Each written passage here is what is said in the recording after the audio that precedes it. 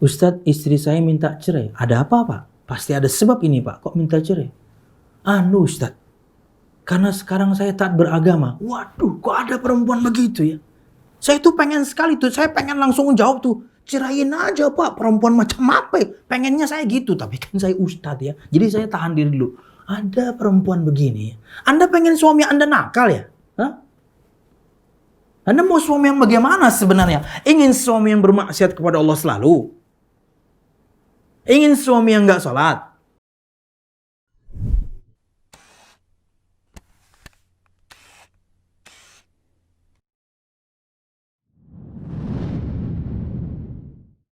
Assalamualaikum warahmatullahi wabarakatuh. Innal hamdalillah nahmaduhu wa nasta'inuhu wa nastaghfiruh wa na'udzu billahi min shururi anfusina wa min sayyiati a'malina. May yahdihillahu fala mudilla lahu wa may yudlil fala hadiya lahu. Asyhadu an la ilaha illallah wahdahu la syarika lah wa asyhadu anna Muhammadan abduhu wa rasuluh. Qala Allah Ta'ala fil Qur'anil Karim, a'udzu billahi minasy syaithanir rajim. Ya ayyuhalladzina amanu taqullaha haqqa tuqatih wa la tamutunna illa wa antum muslimun. Ya ayyuhan nasu ttaqu rabbakum alladhi khalaqakum min nafsin wahidah wa khalaqa minha zawjaha wa batha minhuma rijalan katsiran wa nisaa'a wattaqullaha alladhi tasaaluna bihi wal arham innallaha kana 'alaykum raqiba. Ya ayyuhalladzina amanu taqullaha wa qulu qawlan sadida yuslih lakum a'malakum wa yaghfir lakum dhunubakum wa man yuti'illaha wa rasulahu faqad faza fawzan 'azima. Fa in asdaqal hadithi kitabullah wa khairal hadi hadi Muhammadin sallallahu alaihi wasallam wa syarral umuri muhdatsatuha fa inna kulla muhdatsatin bid'ah wa kulla bid'atin dhalalah wa kulla dhalalatin finnar, amma ba'd.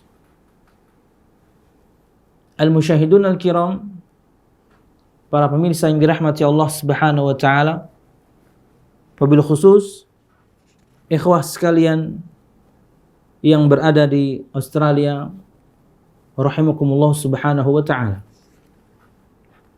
Alhamdulillah, segala puji dan syukur marilah kita haturkan kepada Allah Subhanahu wa ta'ala.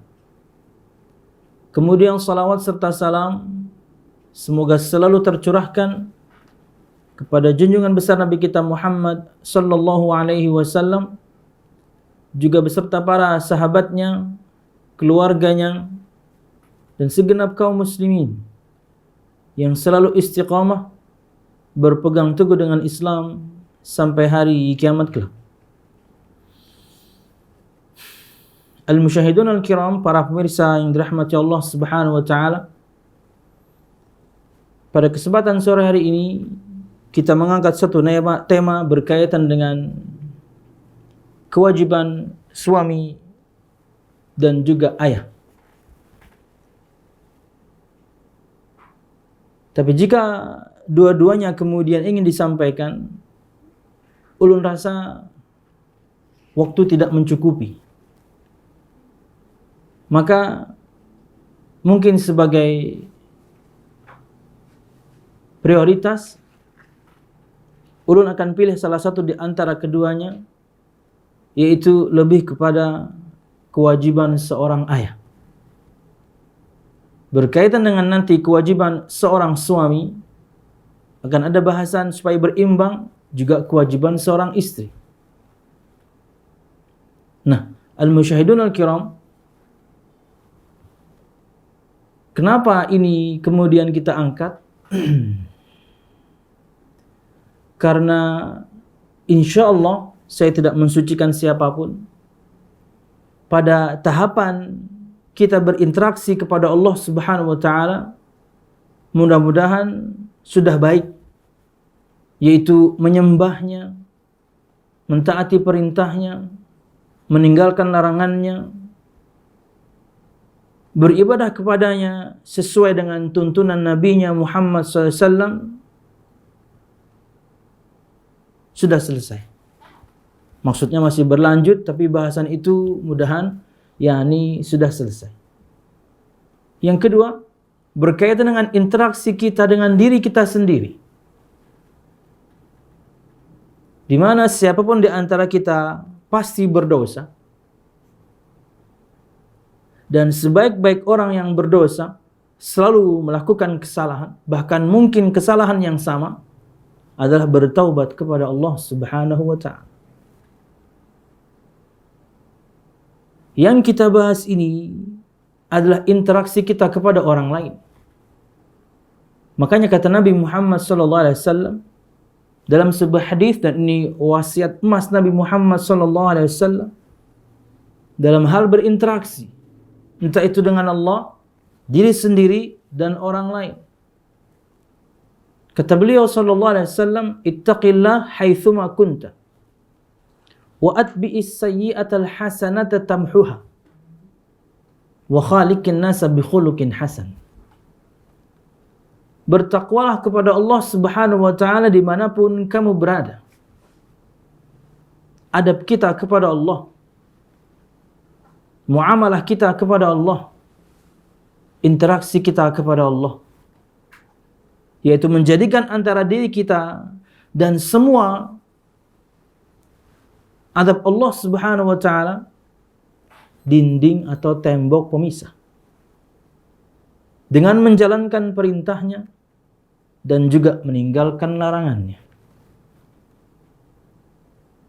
Wa atbi'is sayyi'atal hasanata tamhuha, dan ikutilah, barengilah perbuatan yang buruk, dosa, dengan perbuatan yang baik.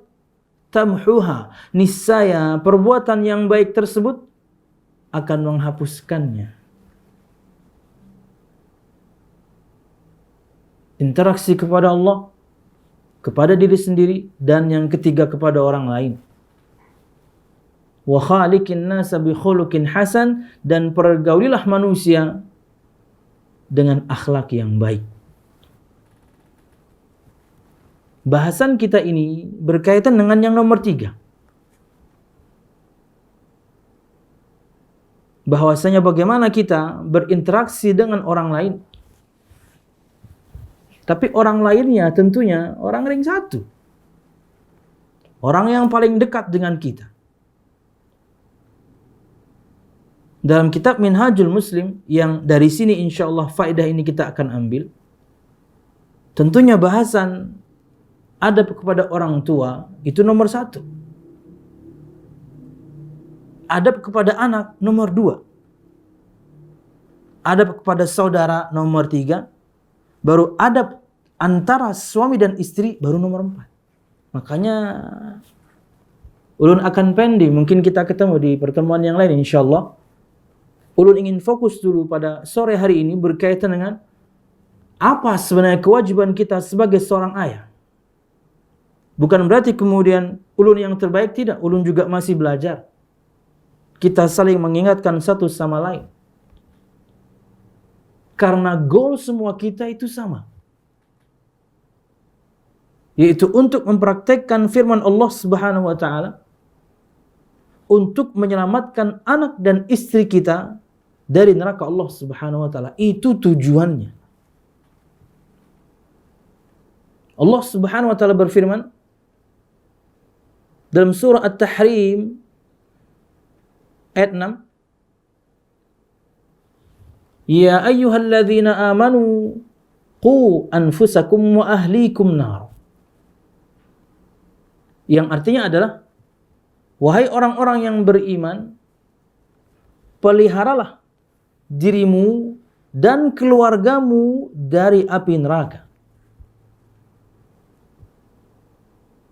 Dan disebutkan di beberapa penafsiran, ahlikum di sini, keluargamu di sini dalam ayat ini adalah anak dan istri. Dan itu tugas kita semuanya. Sebagai suami, sebagai ayah. Makanya, kalau semua kita posisikan diri kita ini sebagai anak, Anda akan tahu betapa beratnya beban seorang ayah. Hingga dengan alasan itu cukup membuat Anda untuk menghormatinya, memuliakannya, mentaatinya selama perintahnya dalam ketaatan kepada Allah. Cukup. Kenapa? Karena kewajiban yang dia pikul sangat berat. Apa itu? Menyelamatkan Anda dari siksa Allah.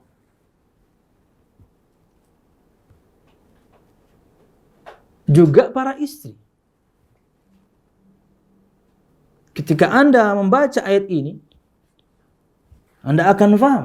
Satu ayat ini cukup membuat Anda untuk menghormati suami Anda. Memuliakan suami Anda. Kenapa? Karena tugasnya berat. Harus menyelamatkan Anda dari siksa Allah Subhanahu wa Ta'ala.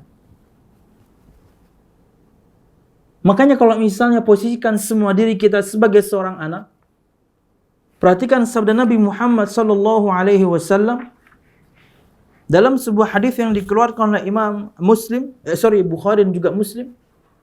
Kata Nabi Muhammad sallallahu alaihi wasallam, ingat, posisikan semua kita dulu sebagai seorang anak.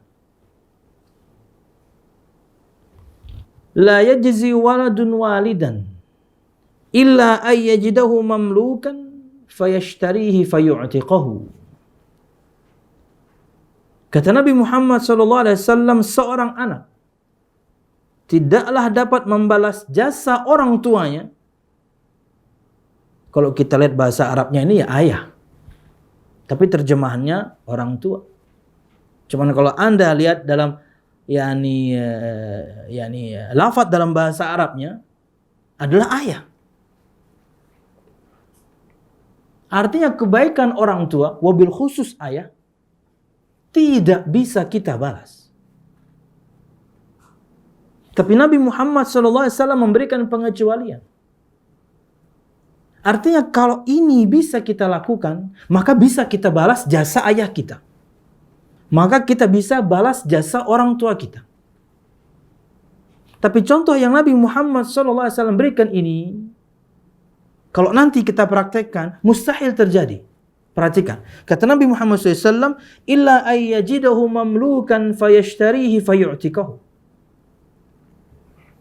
Kecuali apabila ia mendapati orang tuanya, wabil khusus ayah, sebagai budak. Lalu ia membelinya, lalu ia memerdekakannya. Inilah contoh yang mustahil terjadi, yang saya sebutkan tadi. Nabi Muhammad berikan pengecualian, tapi sebenarnya ini mustahil terjadi. Maksudnya adalah bahwasanya kita nggak bisa balas kebaikan orang tua itu.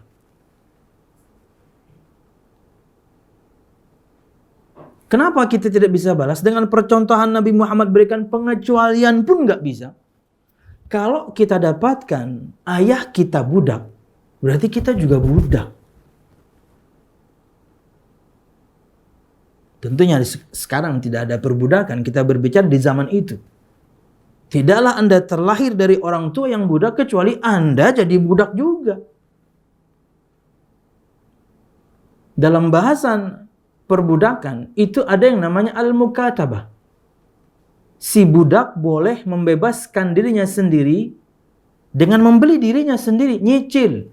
Karena beli cash nggak bakal mampu. Yang jadi masalah, belum tentu punya uang. Karena hak seorang juragan untuk tidak menggaji budaknya. Ya, dia seperti barang kok. Kok dilihat dari sosoknya, ya manusia. Mereka punya istri, mereka punya anak, manusia. Tapi kayak barang diperjualbelikan. Ketika seorang budak misalnya mengatakan pada juragannya, bos, saya ingin mukatabah. Artinya saya ingin jadi orang yang bebas. Saya ingin bayar diri saya sendiri. Kalau kata juragannya, tidak boleh. Selesai. Kamu budak saya sampai kamu mati. Selesai. Nggak ada kesempatan. Itu kemustahilan yang pertama. 2. ketika juragannya baik dan dia perbolehkan. Oke, kamu boleh mukatabah, kamu boleh menjadi orang yang bebas, kamu boleh memberi dirimu kepada saya. Maka harga yang harus kamu bayar sekian puluh juta.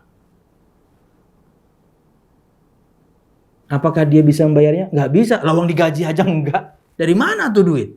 Nyolong.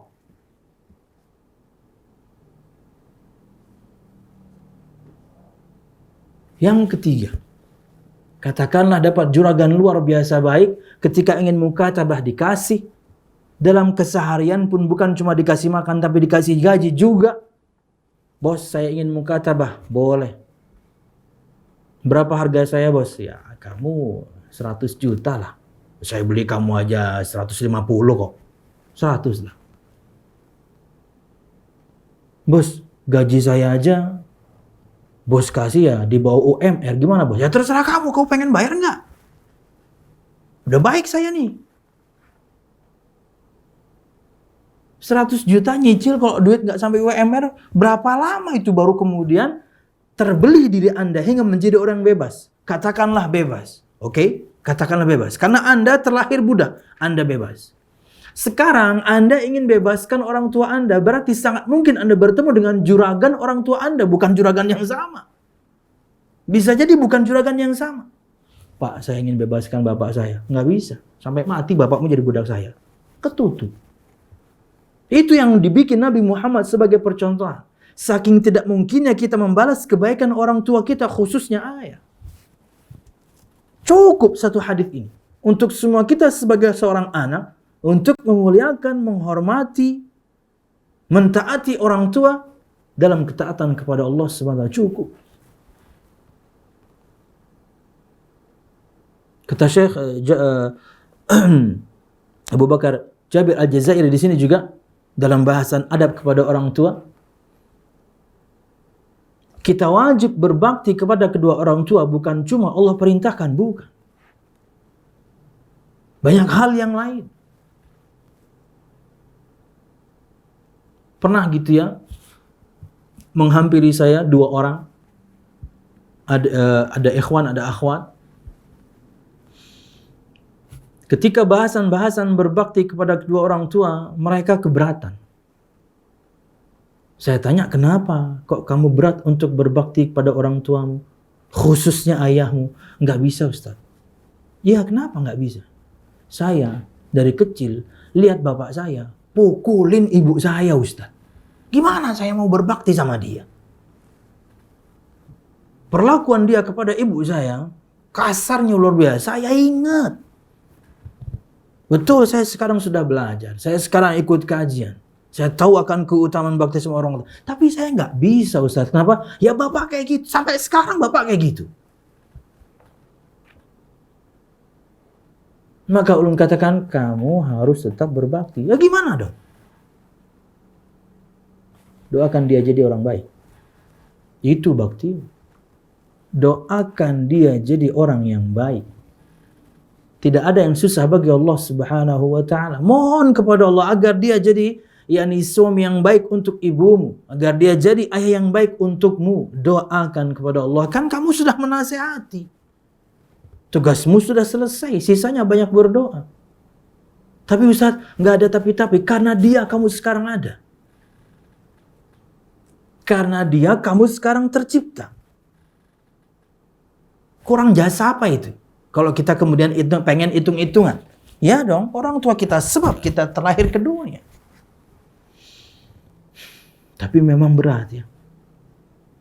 Al-musyahidun al-kiram. Ini sebagai motivasi untuk semua kita ya. Artinya satu sabda itu sebenarnya cukup membuat kita untuk memuliakan, menghormati, mentaati dalam ketaatan kepada Allah orang tua kita, khususnya ayah. Karena kebaikannya tidak bisa dibalas. Apalagi subhanallah, sangat mungkin siapapun di antara kita sekarang, ulun di sini, semua kru Anda di sana dan semua pemirsa di luar sana, lunak hati Anda untuk belajar agama ini, walaupun repot ini sebenarnya. Kan kalau ke masjid kajian enak, ya enggak. Harus dengan alat, dengan koneksi. Tadi ada kendala sedikit. Tetap Anda hadir pengajian. Tetap Anda menyimak pengajian. Tetap Anda kemudian duduk untuk mengambil faedah. Anda tahu, bisa jadi itu doa orang tua Anda. Di sepertiga malam terakhir dia mendoakan selalu Anda kepada Allah Subhanahu wa taala, ya Allah, berikan kepada saya anak yang saleh. Jadikan saya dan anak-anak saya orang yang menegakkan salat. Anda enggak pernah tahu. Orang tua.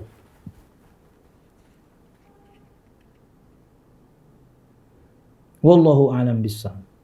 Yang kedua, untuk para wanita nih, khususnya yang sudah menikah,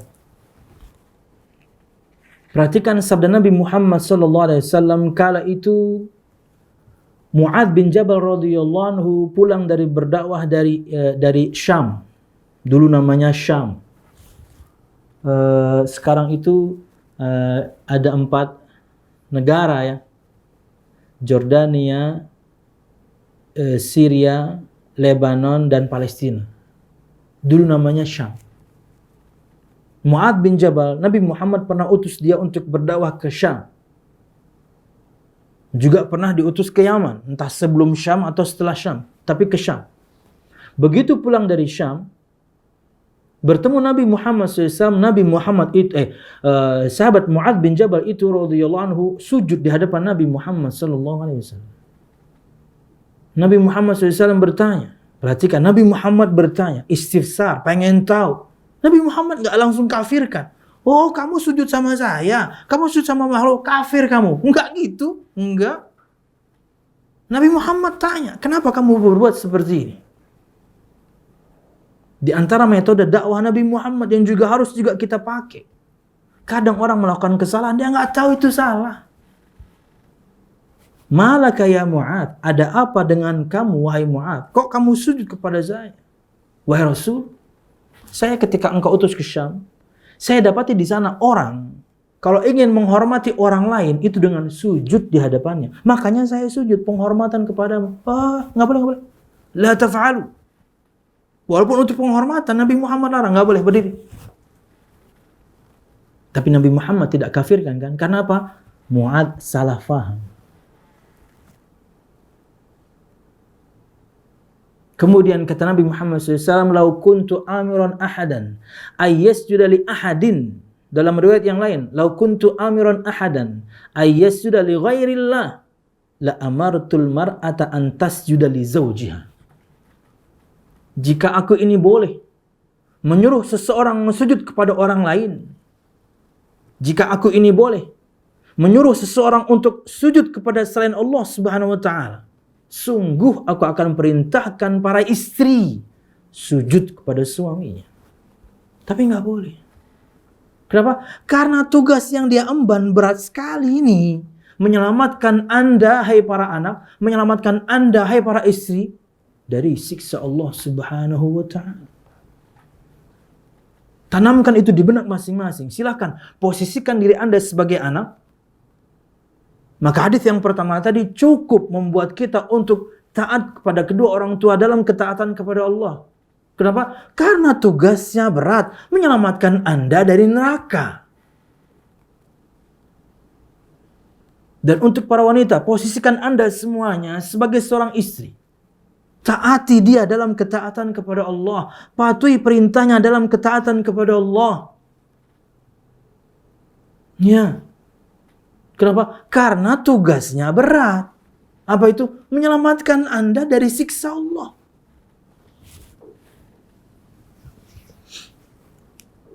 Beberapa waktu yang lalu, udah lama sih ya, setahun lebih mungkin ya,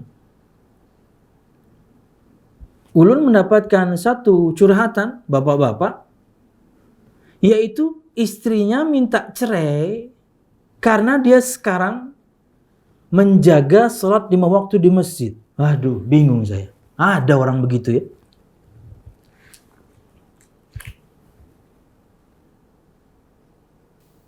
Ustadz, istri saya minta cerai. Ada apa, Pak? Pasti ada sebab ini, Pak. Kok minta cerai? Ustadz, karena sekarang saya taat beragama. Waduh, kok ada perempuan begitu ya?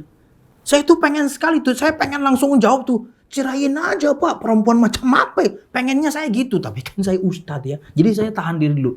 Ada perempuan begini, Anda pengen suami Anda nakal ya? Hah? Anda mau suami yang bagaimana sebenarnya? Ingin suami yang bermaksiat kepada Allah selalu? Ingin suami yang gak sholat? 1 tahun di Banjarmasin ini, saya nggak tahu mungkin di sana. Di Banjarmasin ini 1 tahun. Tapi tahunnya ini adalah 7 tahun yang lalu ya. Mungkin makin ke sini bisa makin banyak, saya nggak tahu. Ini data 2017. 1 tahun perempuan Banjarmasin 1000 menggugat cerai suaminya. Khulu, mereka pengen khulu. Mereka ingin berlepas diri dari suami. Kita tanya dong pengadilan agama, kenapa Ustadz? Kok sampai sebanyak itu angka? Berarti kan sehari 4 orang ya? Kayak kasarnya begitulah. Setahun 1000 kasus. Perempuan Banjarmasin, saya nggak mengatakan Banjarbaru Martapura, Banjarmasin doang nih, sini doang, kecil.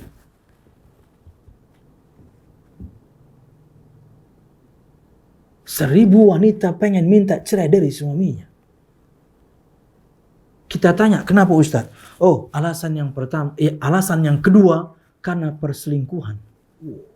Kaget pasti. Tapi lebih kaget kenapa itu nomor 2? Yang ada di benak kita itu nomor 1. Perempuan minta cerai karena suaminya nakal. Nomor 2 Ustadz. Iya. Nomor 1-nya apa? Suaminya nggak sholat. Nomor 1. Hukum asalnya perempuan itu ingin suaminya taat beragama. Ini ada suami Anda taat beragama. Laki-laki tangguh itu bisa dilihat dari sholatnya. Laki-laki tangguh itu bisa dilihat dari sholatnya. Dan suami Anda sekarang sangat tangguh, pejantan tangguh. 5 waktu di masjid. Bukan karena suami Anda marbot, bukan. Dia jamaah. Tapi di masjid 5 waktu. 2 aja repot. Apalagi 5. 2 nih. Subuh sama asar. Beratnya minta ampun ke masjid berjamaah itu. Ini 5-5-nya dia ke masjid. Anda pengen suami penjudi? Anda ingin suami suka main prom? Anda pengen suami gimana sebenarnya? Dan tahukah Anda, doa ketika kita ke masjid yang diajarkan Nabi Muhammad, yang dibaca semua bapak-bapak insya Allah, dibaca para suami Anda itu insya Allah, ya Allah berikanlah aku cahaya. Penglihatanku cahaya, pendengaranku cahaya, di hatiku cahaya, depanku, belakang, kanan, kiri, atas, bawah cahaya. Ya Allah berikanlah aku cahaya. Doa Nabi Muhammad. Doa pergi ke masjid. Allahumma ja'al fi basari nura, fi lisani nura, fi sam'i nura, fi qalbi nura, wa an amami nura, wa an khalfi nura, wa yamini, wa shimali. Minta cahaya. Cahaya keimanan. Makanya ketika suami pulang ke rumah, itu betul-betul bawa cahaya. Karena dia tiap hari ke masjid, ke rumah bawa cahaya. Tentunya ini perkara yang abstrak ya, bukan secara letter ya, cahaya. Nama panjangnya Cahaya Nur Aini. Wah, itu bini kedua namanya.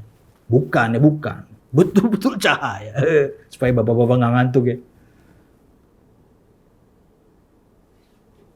Kasih sayang, ketentraman meliputi rumah tersebut. Kenapa? Suaminya ke masjid terus. Minta cerai karena suaminya taat beragama dan kondisi di masjid. Bahkan Nabi Muhammad ya.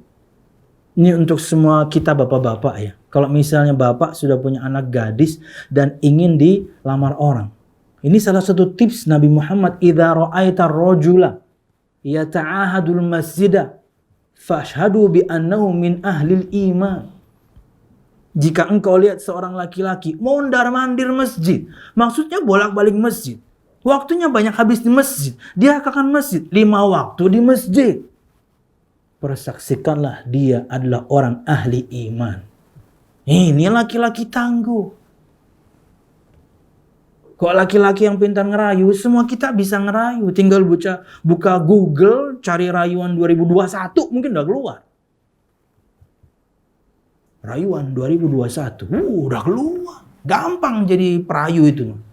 Tapi jadi seorang laki-laki yang menegakkan agamanya, hanya laki-laki tangguh yang bisa. Wallahu a'lam bishawab. Jadi cukuplah dua hadis tadi. Posisikan semua kita sebagai anak. Cukuplah hadis tadi bahwasanya kita tidak bisa balas kebaikan orang tua kita, wabil khusus ayah, untuk membuat kita berbakti, berbuat baik kepadanya ketika hidup, bahkan sudah meninggal pun berbuat baik kepadanya dengan mendoakan untuknya ampunan. Mentaatinya dalam ketaatan kepada Allah, bukan kemaksiatan kepada Allah. Cukup.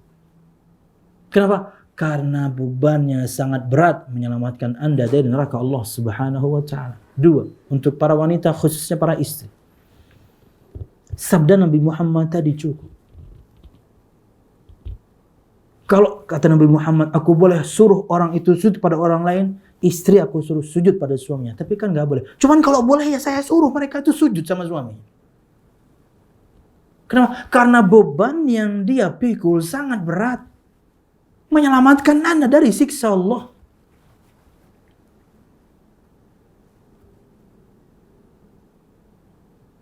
Al-musyahidun al-kiram, berkaitan dengan kewajiban suami, ulun ingin pending, ulun ingin fokus dulu kewajiban seorang ayah. Baru sekarang masuk pada bahasan, yuk posisikan semua kita sekarang sebagai seorang ayah yang memiliki tugas yang berat. Yang memiliki kewajiban dan tanggung jawab yang berat. Bukan berarti kemudian membuat kita, gak usah berkeluarga sajalah, tanggung jawabnya berat. Salah.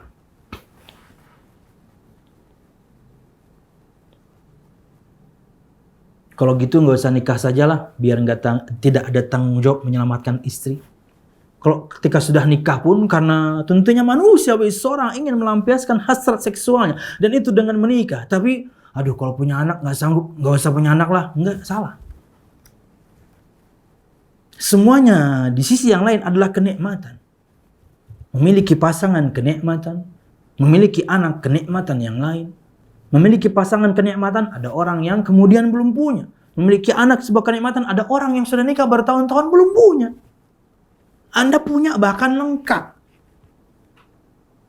Lengkap dengan artian seperti Nabi Muhammad. Anak laki-laki ada, perempuan ada. Udah gitu lucu-lucu lagi. Orang lain ada yang punya anak laki-laki semua. Nggak punya mereka pengalaman punya anak perempuan. Yang lain perempuan semua. Nabi Lut perempuan semua. Nabi Ibrahim laki-laki semua. Nabi Muhammad lengkap. Nikmat di satu sisi. Di sisi yang lain mereka tanggung jawab Anda.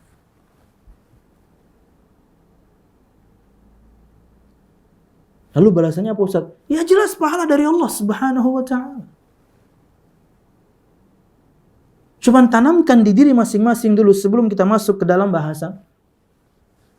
Bahwasanya tugas kita semuanya, hai para ayah, adalah hanya menyampaikan. Tapi ketika yang kita sampaikan kepadanya nasihat, perintah, larangan adalah istri, adalah anak, ya mungkin jangan satu kali. Di momen yang lain nanti sampaikan lagi. Tapi sekali saja udah selesai.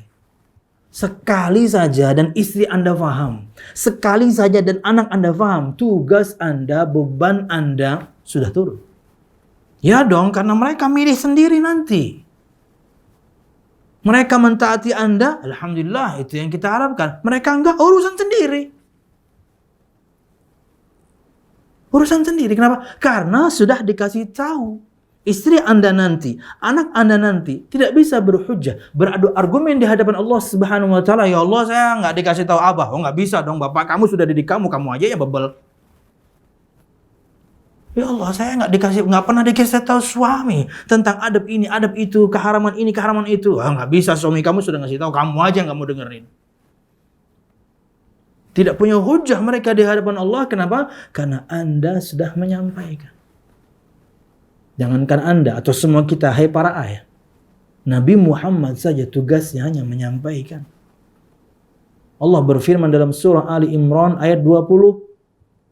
20 apa 21 ya, tolong bantu cek. 21 kayaknya. Wa in tawallau fa innama 'alaikal balagh. Dan jika mereka berpaling dari Muhammad sallallahu alaihi wasallam, ingat tugasmu hanya menyampaikan, bukan merubah hati orang.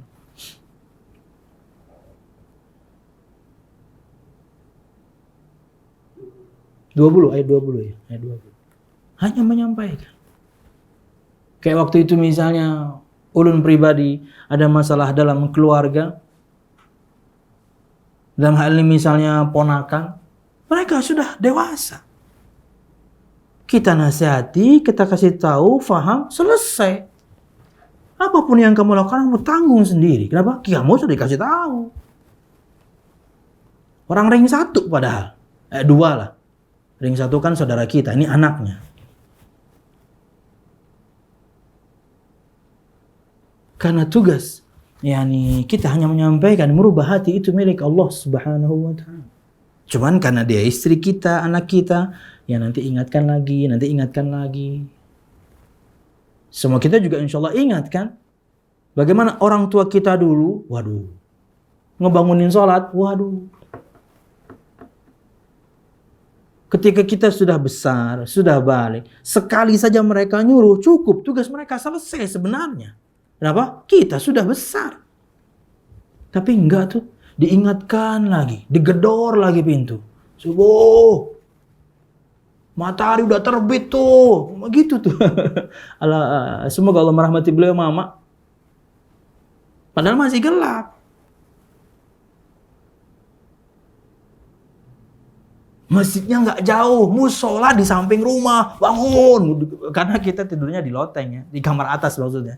Mama kalau naik capek dari bawah. Karena rumahnya kayu dan ini ya bukan beton, gedor sama beliau. Sholat woi. Mama tuh, ya. Beliau nggak paham tafsir, saya pasti saya. Yakin saya beliau nggak paham tafsir firman Allah Subhanahu wa ta'ala. Beliau hanya lulus SD. Tapi yang beliau praktekkan persis seperti yang ada di tafsir As-Sa'di. Ya. Perintah salat dalam Al-Quranul Karim. Perintahkan anak kalian salat. Kata Syekh As-Sa'di, wa az'ijuhum ilaiha. Dan jadilah kamu orang yang bawel ketika memerintahkan salat. Bawelnya minta ampun. Ribut aja rumah itu. Mungkin tetangga kanan kiri depan belakang dengar semua tuh. Ketika mama saya ngedor tembok itu. Ya. Sekali padahal selesai. Ini berkali-kali. Karena apa? Ya pasti karena mereka sayang. Ketika posisi kita ayah juga pasti karena kita sayang. Tidak sedikit, khususnya saya misalnya, untuk bangun sholat, itu orang sekitar selalu yang mengingatkan. Saya enggak. Ketika kecil, di rumah, ya mama sama abah yang membangunkan. Orang tua. Ketika di pesantren, ada polisi ibadahnya, teman yang membangunkan. Ketika kuliah ngekos, teman-teman juga yang bangunin. Kadang-kadang selimut kita ditarik, bus gitu ya, bantal kita ditarik, subuh woi. Nah, teman udah besar. Nggak kayak kakak saya kalau ngebangunin subuh, lembutnya minta ampun, makin ngantuk. Rul, ayah Rul, sudah subuh Rul. Tambah enak tidur. Teman-teman kuliah, bantal kita ditarik, guding kita ditarik, selimut ditarik, subuh woi. Bangun. Teman. Ketika di Madinah, teman juga. Bahkan temannya dari negeri yang lain. Ulun itu ketika Madinah satu kamar berempat. Ulun, satu anak Afghanistan, satu anak Albania, satu anak Somalia. 4. Selama itu tuh yang ngebangunin kalau subuh, mereka. Digedor, di ruangan besar, tapi kemudian disekat jadi 4 kamar. Indonesia, mereka nggak manggil nama, manggil negaranya. Indonesia, subuh, bayangin satu Indonesia dibangunin. Malu dong. Saya terbantu dengan orang sekitar. Saya terbantu dengan orang sekitar. Kalau enggak, wallahu a'lam bishawab. Kenapa? Misalnya terbukti ketika safar, Qadarullah misalnya pernah sendirian, susahnya minta ampun. Kalau nggak kemudian titip ke resepsionis atau kepada keluarga, bangunin saya, nggak bangun itu. Nggak bangun.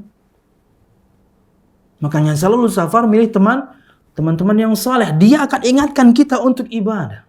Oke, ini terlalu lebar. Tapi yang jelas terkadang kita sebagai suami, kita sebagai ayah, orang sekitar yang dukung kita.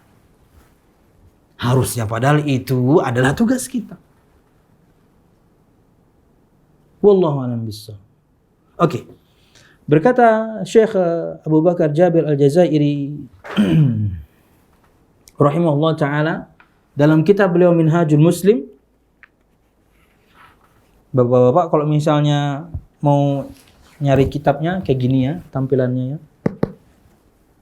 Oke. Ada di halaman bagian adab itu ada di halaman 170-an. Bagian pertama adab kepada orang tua, yang kedua itu kepada anak. Nah, kata beliau rahimahullah taala, al-muslimu ya'rifu bi anna lil waladi huquqan 'ala walidihi yajibu 'alaihi ada'uha lahu wa adaban yulzimuhu al-qiyamu biha iza'ahu وهي تتمثل في اختيار والدته وحسن تسميته وذبح العقيقة عنه يوم سابعه وختانه ورحمته والرفق به والنفقة عليه وحسن تربيته والاهتمام بتثقيفه وتأديبه وأخذه بتعاليم الإسلام وتمرينه على أداء فرائضه وسننه وآدابه wa idza balagha zawwajahu. 10 kewajiban kita hai para ayah, dan itu hak anak-anak kita yang harus mereka dapatkan.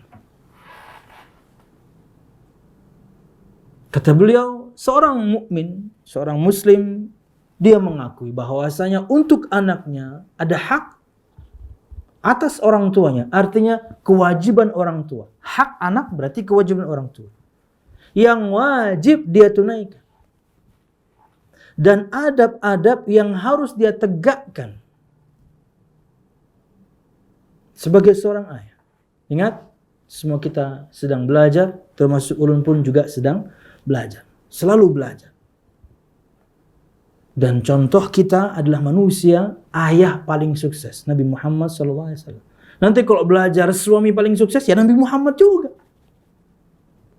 Tapi kayaknya nggak cukup, kita bahas kita sebagai ayah dulu. Wa hiya tatamathalu fi ikhtiyari walidatihi. Dan di antara hak anak, dan itu menjadi kewajiban kita sebagai seorang ayah adalah satu, memilihkan ibu yang tepat untuk dia. Ini hak pertama seorang anak. Apa itu? Ibunya yang saleh. Jadi sejak kita milih istri itu, sejak kita memilih istri, itu adalah kewajiban yang kita tunaikan untuk anak kita. Hak dia dapat ibu yang salehah. Jadi nggak boleh asal-asalan. Ya tentunya nggak ada juga yang asal-asalan. Maksudnya harus betul-betul selektif. Kata Nabi Muhammad SAW, tunkahul mar'ah li arba' limaliha wali hasabiha wali jamaliha wali diniha fadfar bidhatid din taribat yadak. Perempuan itu dinikahi karena 4 sebab. Hartanya, nasabnya, kecantikannya, agamanya. Nabi Muhammad letakkan paling akhir. Karena memang hukum asal, semua kita laki-laki mesti fisik. Dan itu bukan perkara yang tercela. Ketika Anda nggak jadi dan alasannya fisik, no problem, tidak ada yang tercela. Bahkan bisa jadi di saat yang sama Anda yang tertolak karena akhwatnya aja pun nggak fisik. Akhwatnya tingginya 180, Anda 150, kan susah ya. Dia mau cium tangan Anda ketika Anda pergi kerja, dia nunduk tinggi banget. Misal doang. Cantik. Karena kecantikannya, karena nasabnya. Nasab dari orang-orang yang baik. Dan ini gampang dipelajari. Orang kalau sudah baik, terkenal akan kebaikan dinasti itu. Ya, nggak usah cerita, orang akan tahu. Sama seperti satu ungkapan, langit nggak perlu ngomong kalau dia tinggi. Ya, seperti itu. Dan orang itu kalau baik, orang lain akan tahu nih keluarga baik, dinastinya baik. Nasab penting. Bahkan itu nasihat yang sangat ditekankan oleh Umar bin Khattab radhiyallahu anhu pada anaknya. Fa inna li'irqa dassas. Aliran darah irq itu sangat memberikan efek kepada anak. Artinya garis keturunan itu sangat penting. Walaupun kemudian tidak bisa dimutlakan, tapi rata-rata orang tua yang saleh melahirkan anak-anak yang saleh. Itu rata-rata. Walaupun kemudian nggak bisa mutlak. Dan karena apa tadi? Kecantikannya, nasabnya, hartanya. Iya dong.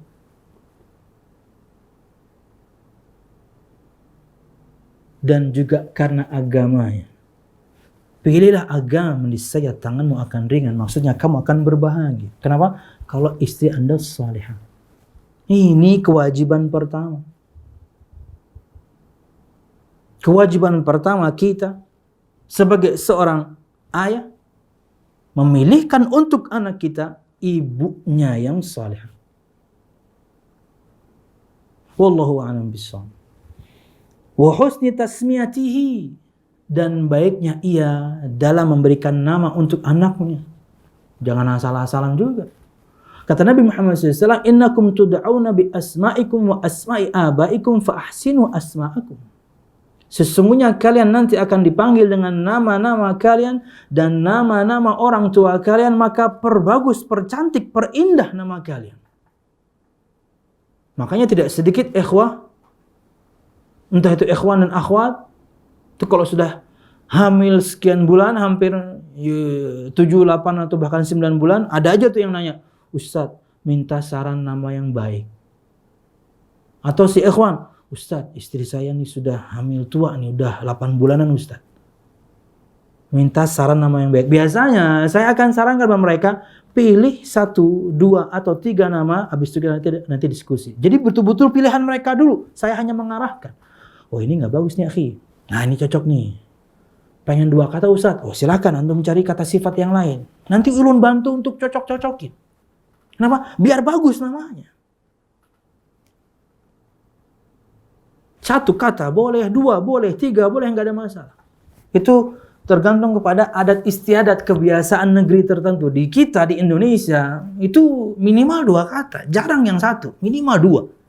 3, bahkan rata-rata banyak yang 3. David berapa? 3 kata kan, Bet? 3. David, Rizky Saputra, 3. Antum misalnya, Amin nih, misalnya antum diterima di Madinah, itu orang akan mengira nama antum David, Rizky itu nama bapak, Saputra itu nama kakek. Karena mereka biasanya nama 1 aja. Ali, Muhammad, Ibrahim, gitu-gitu aja. Kita panjang. Nggak ada masalah juga, karena itu kembali kepada adat. Cuman bikin paspor akan repot, panjang banget. Nggak ada masalah. Ini hak anak. Kewajiban kita. Pilih nama yang baik. Kata Nabi Muhammad, sesungguhnya kalian akan dipanggil dengan nama-nama kalian dan nama-nama orang tua kalian, maka perbagus, percantik, perindah nama kalian. Abdullah, Abdurrahman, atau abad-abad yang lain. Abdul Sattar, Abdul Aziz, terserah. Nama-nama yang baik. Nama-nama Nabi, nama-nama sahabat. Atau nama yang bermakna bagus misalnya. Bisa jadi namanya pakai bahasa dia, misalnya pakai bahasa Indonesia atau pakai bahasa Jawa, nggak ada masalah, tapi bagus maknanya. Wallahu a'lam bishawab. 3. Wa dzabhil aqiqati anhu yauma sabihi, di antara kewajiban kita sebagai seorang ayah dan hak ini adalah milik anak, menyembelihkan untuknya akikahnya di hari ke-7. Kata Nabi Muhammad SAW, kullu mauludin murtahanun bi aqiqatihi yudhbahu anhu yawma sabi'ihi wa yuhlaku wa yusamma. Dalam riwayat Imam Abu Dawud, kata Nabi Muhammad SAW, semua anak yang terlahir itu tergadaikan dengan akikahnya. Jadi kayak barang harus kita bayar dengan akikah. Di antara perkataan para ulama, di antara sebab baik akhlaknya adalah akikah. Bukan berarti kemudian ketika orang akhlaknya buruk, ini berarti dulu bapaknya nggak akikah ini. Nggak gitu juga. Ini hanya pendapat para ulama. Di antaranya perkataan Imam Ahmad dan saya tidak salah. Semua anak terlahir tergadaikan dengan akikahnya. Disembelihkan untuknya kambing di hari ke-7. Kemudian digundul dan dikasih nama. Ini kewajiban seorang ayah. Anil ghulami syatani mutakafi'atani wa anil jariyati syat. Kata Nabi Muhammad, anak laki-laki itu 2 kambing yang setara. Setara dalam keadaan, setara sehatnya maksudnya, enggak mesti jantan, tapi setara dalam sehatnya. Mirip dengan sifat yang harus dimiliki oleh binatang, ya, jadi kurban. Kambing kurban, sehat. Bukan yang picak matanya, bukan yang pincang, bukan yang kemudian kurus kering, no, penyakitan, no. Sehat. Anak laki-laki 2 kambing, anak perempuan 1. Ini kewajiban seorang ayah. Hak mereka. 4. Wa khitanihi. Dan mengkhitannya. Itu kewajiban ayah. Kewajiban ayah. Hak anak. Ini kewajiban ayah. Khitan anak kita. Kembali kepada adat juga. Di Indonesia rata-rata itu kelas 1, kelas 2 SD baru dikhitan. Ulun pun mengalami adat istiadat itu. Kalau nggak salah ulun kelas 2 SD, mau naik kelas 3 ulun baru dikhitan. Tapi jika sebelum itu ya nggak apa-apa juga. Berlaku untuk laki-laki dan perempuan walaupun ada khilaf di kalangan untuk anak perempuan. Apakah harus dikhitan? Maka sangat dianjurkan iya, tapi tidak harus. Tidak untuk laki-laki. Berdasarkan keumuman sabda Nabi Muhammad SAW, "Idzal taqal khitanani faqad wajib al-ghusl." Jika 2 khitan telah bertemu, maka telah wajib mandi. Berarti perempuan dikhitan dong. Walaupun ada khilaf. Wallahu a'lam bishawab. Hah? 5 menit lagi. Oh iya. Siap. Dan memberikan kasih sayang dan berlemah lembut kepadanya. Menafkahinya, baik dalam mendidiknya, peduli dengan pengetahuan dan adabnya kepada orang lain, mengajaknya untuk belajar Islam dan mempraktekkan adab-adab Islam. Sebelumnya kewajibannya juga, sunnahnya juga. Ini tugas ayah, hak anak, dan ini tugas kita sebagai seorang ayah. Dan jika sampai besar, maka di antara kewajiban kita juga untuk menikahkannya. Wallahu a'lam bishawab. Jadi poin 6 sampai 10 belum ada rujukan dalil yang bisa saya sampaikan. Kayaknya 3 pertemuan deh kita. Nggak cukup 1 pertemuan. Mudahan bermanfaat. Di pertemuan mendatang insyaallah kita akan sebutkan dalil masing-masing dari berlemah lembut, nafkah, baik dalam tarbiyah, peduli akan adab, peduli akan pendidikan Islam, sampai level menikahkannya insyaallah di pertemuan yang lain. Sebelum tentunya kita akan bahas kewajiban yakni suami dan itu hak untuk para istri. Saya tadi begitu posting tadi aja, itu sudah ada yang komen, "Ustadz, kewajiban istri kapan?" Sabar, ntar dulu, kewajiban suami dulu. Wallahu a'lam bishawab. Ini yang bisa saya sampaikan. Mudah-mudahan bermanfaat. Saran dan khilaf, mohon maaf. Insyaallah kita akan bertemu di waktu yang lain masih dengan bahasan yang sama, kewajiban ayah dan juga suami, kewajiban istri menyusul insyaallah. Wallahu a'lam bishawab. Oke. Ini ada pertanyaan masuk ke WA ana. Jawab aja ya. Tapi tentang materi nih, bagus nih. Oke. Assalamualaikum Ustaz. Waalaikumsalam. Kalau bisa diurut, wah, harus sama terapis nih. Diurut ya, maksudnya diurutkan gitu.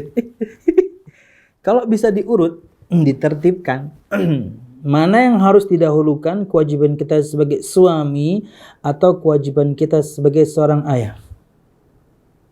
Suami. Ya. Karena enggak mungkin dong Anda nikah langsung keluar anak, kan enggak. Iya, suami. Walaupun tentunya bahasannya belum. Ulun tadi kenapa mendahulukan yakni kewajiban ayah, karena ulun ingin posisikan kita sebagai seorang anak dulu agar kita tahu beratnya tugas seorang ayah.